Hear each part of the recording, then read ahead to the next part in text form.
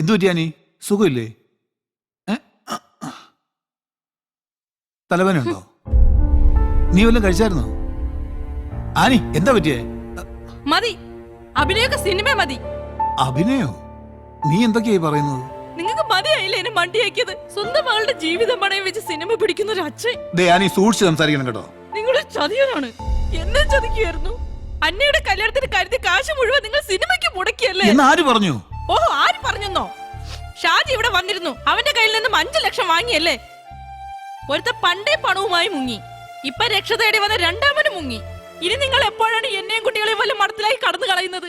സ്വന്തം മകളാണെന്ന് വല്ല വിചാരം കിട്ടോ നിങ്ങൾക്ക്? കടന്നു കളഞ്ഞല്ല ആനി, അവൻ പണവുമായി എത്തും, എനിക്ക് ഉറപ്പാ.